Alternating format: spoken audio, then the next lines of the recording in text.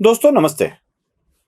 महाराष्ट्र के मुख्यमंत्री उद्धव ठाकरे आजकल एकनाथ शिंदे की सरकार पर जहां जगह मिले वहां प्रहार कर रहे हैं। खोके लिए है, खोकासुर सरकार है, ये गद्दार है, मां के दूध को बेचने वाले हैं, ऐसे कई कई विशेषण लगाकर एकनाथ शिंदे को हर जगह अपमानित करने का प्रयास उद्धव ठाकरे कर रहे हैं। कई दिनों के बाद उद्धव ठाकरे महाराष्ट्र की यात्रा पर निकले और मुंबई से शुरू हुई उनकी यात्रा बुल्ढाना तक चली गई और बुल्ढाना से वापस मुंबई पर खत्म हो गई। बुल्ढाना से शुरू, बुल्ढाना तक खत्म, ऐसी उनकी यात्रा थी। वैसे वो कई दिनों से हम जाएंगे ऐसा कह रहे थे। जैसे करण अर्जुन के पिक्चर में उनकी मां कहती है, मेरे करण अर्जुन आएंगे, मेरे करण अर्जुन आएंगे। वैसे महाराष्ट्र हमेशा बोल रहा है, मेरे उद्धव आदित्य आएंगे, मेरे उद्धव आदित्य आएंगे, लेकिन आने का नाम नहीं ले रहे थे। आज आखिरकार वो बुल्ढाना पहुंच ही गए। पहुंचते ही उद्धव ठाकरे ने एक स्कूल के बच्चे की तरह एक निबंध लिख डाला। मैं मुख्यमंत्री होता तो मैं क्या करता, मैं ये करता, मैं वो करता। मुझे वो गाना याद आता है गोविंदा का। आपने सुना है ना वो गाना? कौन सा पिक्चर है मुझे भी याद नहीं है। मैंने दोनों हाथों से चांद को ढकेला है, वो वाला गाना। हाँ, मैं चाहे ये करूं, मैं चाहे वो करूं, मेरी मर्जी वाला गाना, वो वाला। नहीं तो वो वाला चश्मे के उनके वाइपर, वो वाला गाना। कुछ भी मतलब वो उस गाने में कुछ भी बोल देते हैं। वैसे उद्धव ठाकरे भी आजकल अपने भाषणों में कुछ भी बोल रहे हैं। मैं चाहे ये करूं, मैं चाहे वो करूं, मेरी मर्जी। उन्होंने ये कह डाला कि अगर मैं महाराष्ट्र का मुख्यमंत्री होता तो महाराष्ट्र के किसानों को मरने ही नहीं देता, बिल्कुल मरने नहीं देता। वो मराठी में कहते हैं, आप समझ नहीं पाएंगे, इसलिए जो मराठी जानते नहीं हैं फिर भी ये चैनल देखते हैं, वो समझ में नहीं पाएंगे, इसलिए मैं उसका हिंदी भाषांतरण नीचे दे रहा हूं। वो क्या कह रहे हैं सुन लीजिए, जरा ठीक से सुन लीजिए। आणि मी मुख्यमंत्री झाल्यानंतर बरेच शेतकऱ्यांना कर्जमुक्त करण्याची घोषणा नव्हे, मी कर्जमुक्त करून दाखवलं होतं। सुना आपने? उद्धव ठाकरे कहते हैं कि मैं मुख्यमंत्री होता तो मरने नहीं देता। जरा उद्धव ठाकरे के कार्यकाल में क्या हुआ है मैं आपको दिखाता हूं। जनवरी से अगस्त 2021 जो उद्धव ठाकरे के मुख्यमंत्री पद का कार्यकाल था, तब की मैं फिगर्स दे रहा हूं, पूरे साल की भी नहीं, तब सिर्फ जनवरी से लेके अगस्त 2021 की फिगर्स दे रहा हूं। देख लीजिए जरा। अमरावती जो रीजन है उसमें उस काल में मतलब 8 महीने में 662 किसानों ने आत्महत्या कर ली थी। औरंगाबाद रीजन जिसे मराठवाड़ा कहा जाता है उसमें 532 किसान मरे थे। नासिक रीजन है जिसे उत्तर महाराष्ट्र कहा जाता है, उसमें 201 किसानों ने मौत को गले लगा लिया था। नागपुर एक रीजन है जिसमें नागपुर भंडारा विदर्भ का एक पार्ट है, जिसमें 199 किसानों ने अपनी मौत को गले लगा लिया था। पुणे रीजन है जिसे वेस्टर्न महाराष्ट्र, पश्चिमी महाराष्ट्र कहा जाता है, उसमें 11 किसान मर गए थे।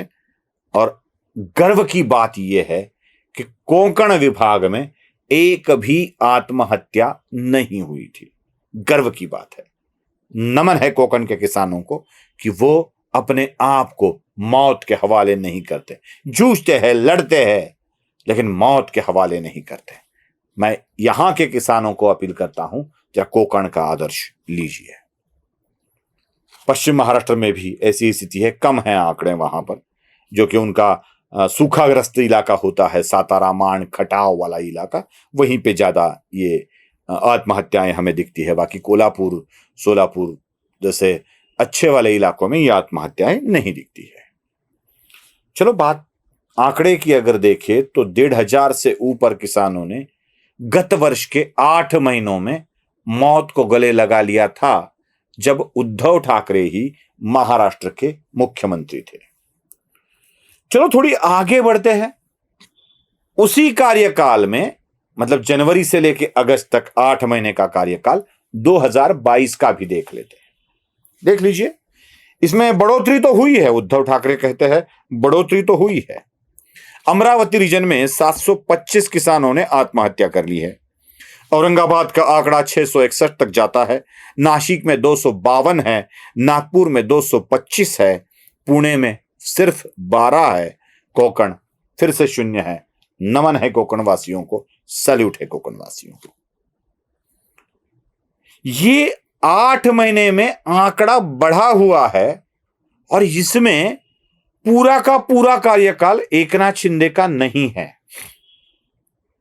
आपको याद होगा 30 जून को महाराष्ट्र की सरकार गिरी थी, मतलब 30 जून तक उद्धव ठाकरे महाराष्ट्र के मुख्यमंत्री थे। 8 महीने में से 6 महीने उद्धव ठाकरे महाराष्ट्र के मुख्यमंत्री थे, तो 70% मौत के जिम्मेदार उद्धव ठाकरे ही होते हैं।